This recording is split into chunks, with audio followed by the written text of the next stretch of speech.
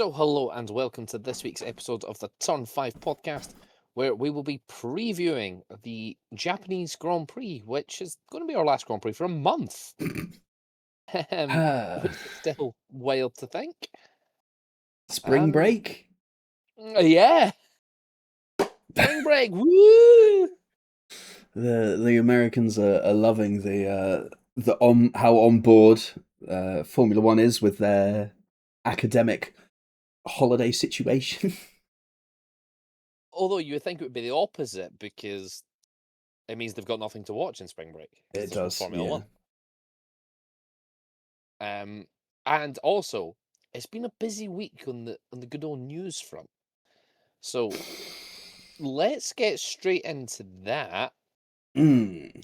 And as it feels like we've said quite a few times already this year, and we've only had 3 races, we're going to start at Aston Martin, Yep. where the banter show just keeps going. Adrian Newey is stepping down as team principal, or sorry, is rumoured to be stepping down as team principal. Nothing's been confirmed. Yeah. Mr. Stroll says he's not.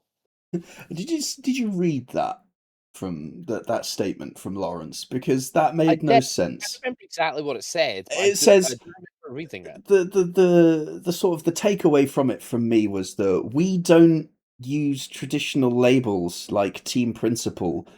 Mm, Didn't you announce last year that Adrian Newey would be team principal? indeed, they did. Pick a lane and stay in it. You either use these labels or you don't. You chose to announce Adrian Newey as a team principal. Don't now go back on that and say, oh yeah, but we don't actually like to use the label team principal. We're more of a flexible working environment. You know, we should have shared the responsibility. Nah, fuck off. Adrian's out of his depth. They're getting the Red Bull band back together, just without Christian. That's what's Yeah, pretty happening. much. Tell me I'm wrong.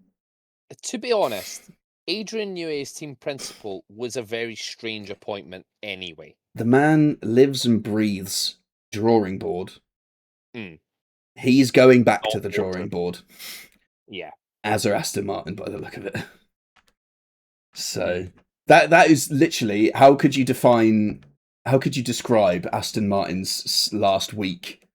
Back to the drawing board. But one thing we can confirm is that Jonathan Wheatley has resigned from Audi with immediate effect, citing personal reasons. Citing a shitload of cash coming from the opposite direction. Mm. There was the negotiation was going on to minimize the amount of gardening leave the man would need. So this is obviously, if he leaves now, we've now got a month off. I reckon he's in office for the first race back in May. Yeah, for Miami. Yeah. Quite possible. There was also talk, though, that we might not see him for the rest of the season if Audi really want to play hardball and go, haha, no. Yeah, this is true.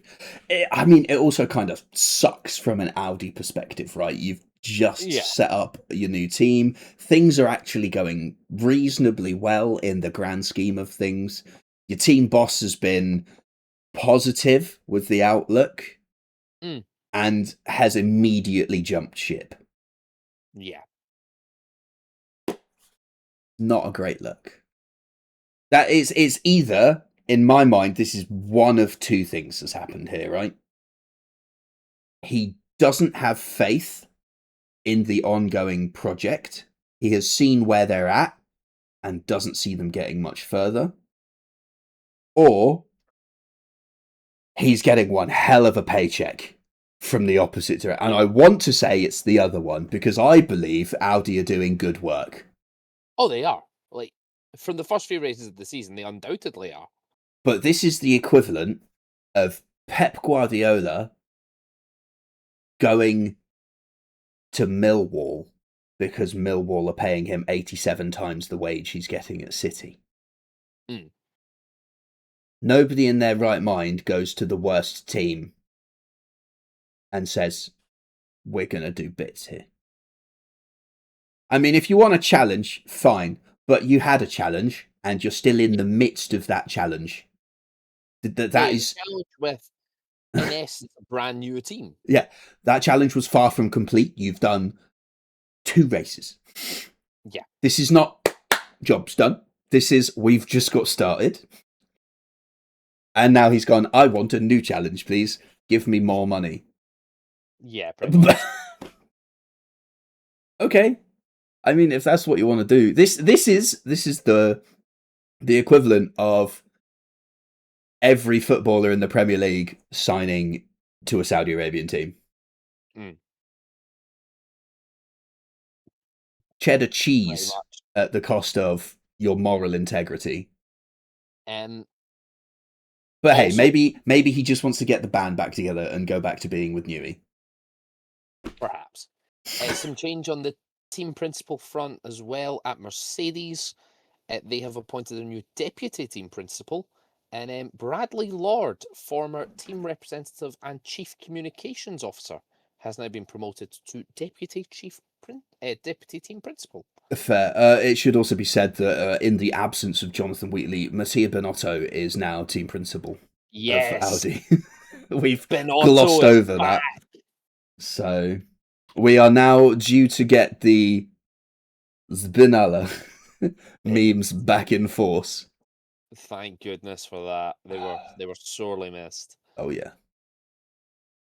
I wonder if he's going to get the clown show back together. I don't know. It's all been a bit topsy-turvy this last week, all things considered. Also in Aston Martin news, Jack Crawford is to take part in FP1 instead of Fernando Alonso. Fernando doesn't want to drive it. Yeah, Fernando's had enough. Yeah. Jack's done FP1 sessions before, hasn't he? I think so, yeah. He's going to get in this car and go, Jesus Christ, what the fuck? So, I hope he's ready for that. I think he's the only rookie we've had announced for FP1. Yeah, so far this season. But I mean, we've got a bunch of other news.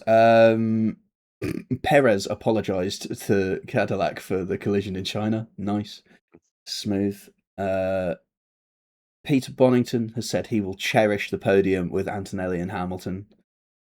I mean, that's fair enough. It's the driver you spent a very long time with and your new driver.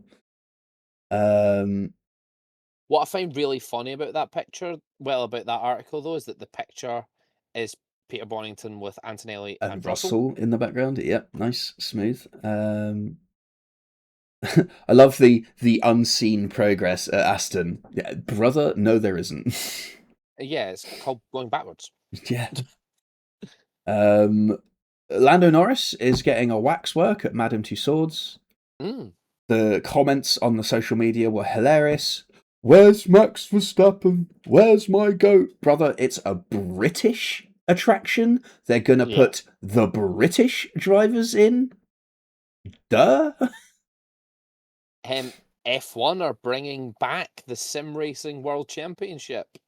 And in connection with that, they have signed Fanatec as their sponsor / equipment provider. So it will be a Fanatec sim series. Unlike the F1 Arcade, which is Moser.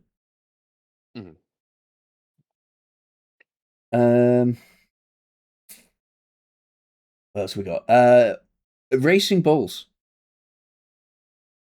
New livery. Have they announced the livery for China? Yeah, it came out on the 21st. Oh yeah, I missed that. Oh my god, have a look at it. If you like the spring edition, this one's for you. Yeah. It's an advert for a Red Bull flavour. Pretty much. No, but it's gorgeous. Yeah. But literally, look at the rear wing end plate. It Yeah, is Red Bull an Cherry Edition. it is an advert for the spring edition cherry flavor. But it looks great. I love it, Does. and the team kit too. They've released like Japan GP specific kit, and it looks nice.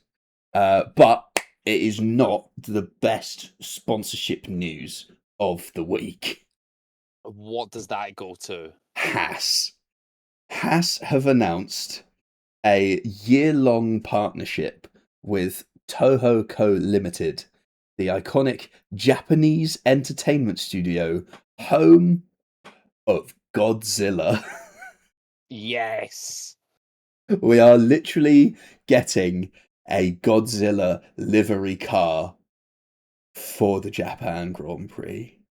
The images you're seeing on screen now, if you're watching this on YouTube or with the video enabled on Spotify, are the images the team have released this morning, the morning after recording the episode. So we've added these for your benefit. Can't wait for that to be released. Yeah. In the next couple of days, they're showing it off in person. I was actually really going to hope that they weren't going to drop it until wheels turned in Japan. That would be crazy. That would have been amazing. They have also released a really nice looking cap for the Japan Grand Prix, but at £52, I can't bring it myself to buy one. So I will wait to see if TK Maxx do me a solid and get it in. I picked up a piece of merch from TK Maxx on Wednesday, actually. Any guesses? Is it a hat? No. I think I've seen it. Is it Aston Martin merch? God knows they need the money. Yes. It was pointed out that the other driver was also available. I refused. Other teams' merchandise is available. Other supermarkets are available. It was. There was last year's Red Bull shirt, both the collared and the non-collared version. Is that this year's Aston Martin? I think it's last year's. It was only 20 quid, so I imagine it's last year. Definitely last year, yeah. To be fair, for 20 quid, though, what a steal. Right? You just have to go hunting. I did find, this was the weirdest one, Formula One, no team, just Formula One jacket. Got one, actually. And it just says Formula One. Oh, mine's is just plain black. It's got a really discreet Formula One logo. Oh, no, this is Formula One, and then the little, like, retail, like, registered. It's like, what? I looked at it. It's comfy. It was all right. I think it was an XL, but I wanted an L. But it actually fit okay. But it was still 50 quid. Yeah. So I left that where it was. That's fair. I'll see if I can find a picture of it. To be fair, I can't say anything. I spent £100 at the British Grand Prix last year on an Aston Martin rain jacket. Fair. But it looks great.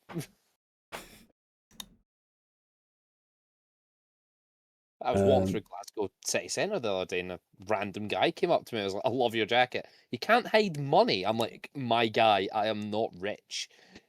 I got this in the sale. Oh, here it is. Oh, no, it's not. Oh. That's as if it's like trying to be a racing overall with like the Velcro collar. No, that's not the one. Yeah, I can't find it. Oh well. Any other news we've got? No. Amazing. Japan time. Yes. Yes, it is Japan time. Yeah.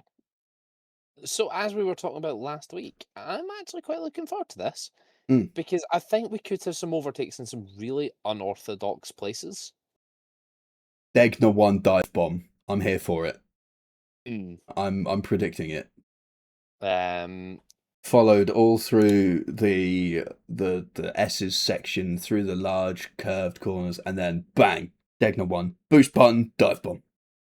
Yeah, I think unfortunately with the battery, we're gonna lose overtakes into 130R. I think they'll be done by then. Unless somebody strategically saves it and then blasts it into there, because they know everyone else is a sitting duck. Maybe it's hit and miss, isn't it? So we'll have to wait and see. It could be fun. It could be. It could just be not. Yeah. To be fair, I feel like that sort of sums up the season at the minute. If we don't really know what to expect. To be honest, I was dreading China after Australia, but China was actually pretty fun. Yeah, it's. I don't know if a lot of that was carried by Hamilton versus Leclerc, but that's really what I'm care. thinking. It was if a we lot of get that every yo-yo, week, wasn't it? no matter what track we're at, then it'll be a good season. Yeah, this is true. I was reading somewhere. Where was I reading it? About the additional development opportunities. And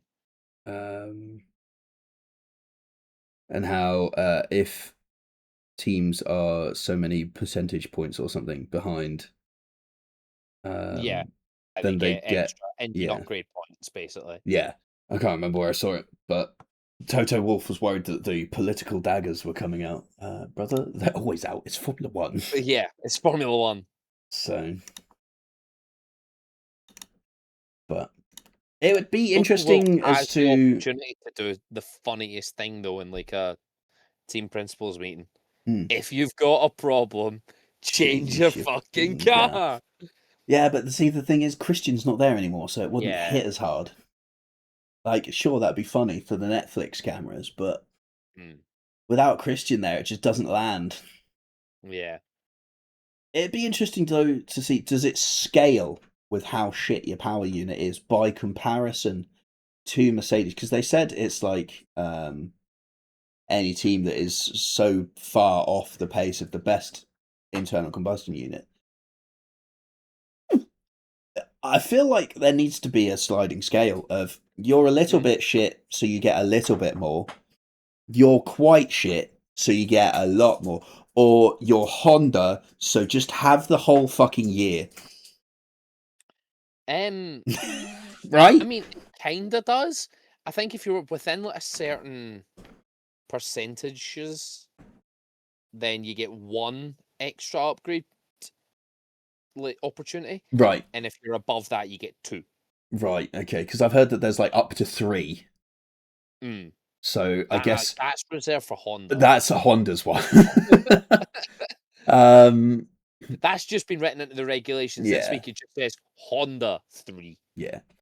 So Honda's obviously going for all 3. I think Ferrari maybe 1. They're not that Ferrari far off, but 1. And then Audi. Ford, I would probably say 1 as well. Ford, yeah. Because their issue isn't so much speed. Their issue is they keep blowing up. Yes, it's a reliability. Which is common for a Ford, but it's also common at the start of a regulation change as well. Yeah, so exactly. I'd say Audi 2.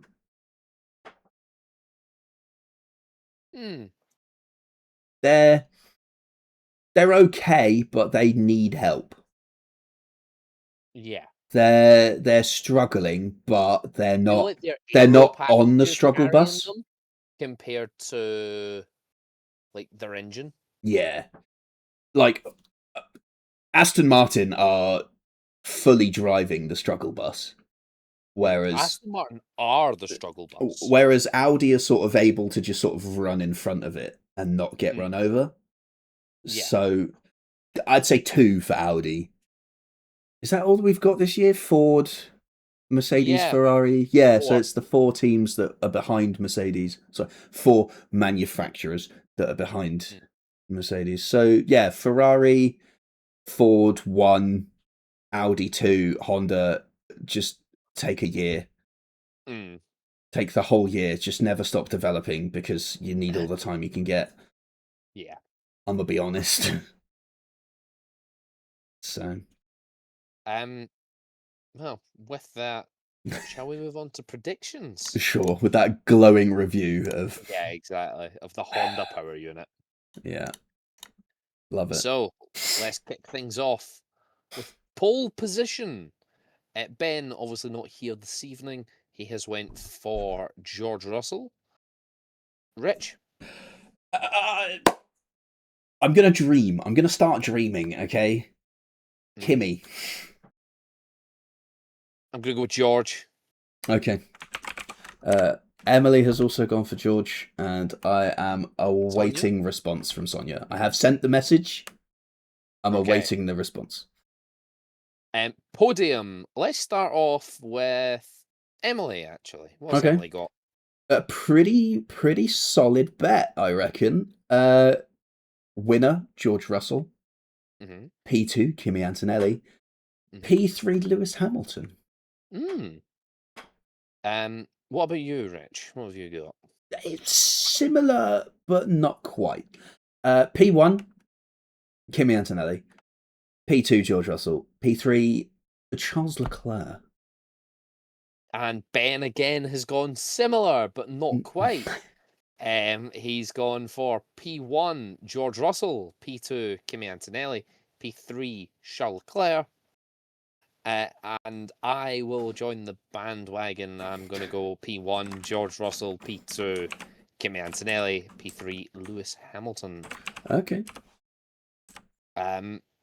Bold predictions. What have we got? So Ben has gone for one that I quite rate. That RB will end the weekend higher than Red Bull in the teams championships. Which is very much possible, considering they're only a point apart. One more engine blow up, Yeah. and it's easily doable. Yes. Rich, what have you went for? In a similar-ish vein, but not quite the same, I've gone for Ollie Behrman to keep fifth in the Drivers' Championships. Mm. Because realistically, if everything had gone to plan and all the cars worked, he shouldn't be there. Yeah. But a man can dream. I have went for both Red Bulls to finish the race. This feels like nobody's taking the low-hanging fruit of Aston Martin.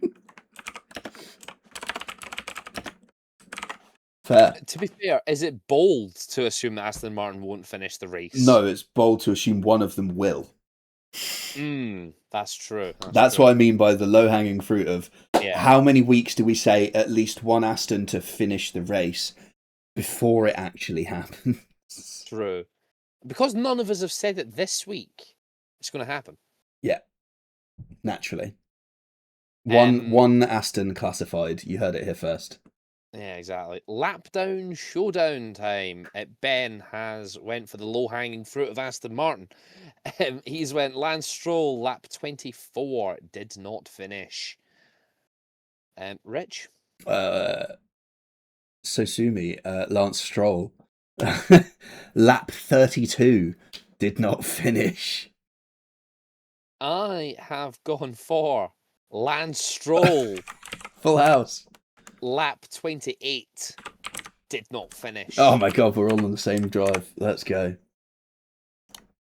And now it's time for I'm Sergio Perez, and I drive for Cadillac F1 team. Seamless. The Perez. You totally weren't scrambling for that at all. Yeah, I forgot. Even though you had the entirety of the prediction sessions to just have it open waiting. Every week. I know. The Perez position predictor. And Ben has gone for qualifying 21st. I'm curious who's going to qualify behind him. And An race- Aston that doesn't set a time. True. Rich. Quali 20th. because I had blindly done the same as Ben, so I've changed it. Quali 20th and in the race 17th. I'm going quali 22nd, the race 15th. Whoa. Is that because everybody else blows up? Yes. Cool. Just want to get that one in there.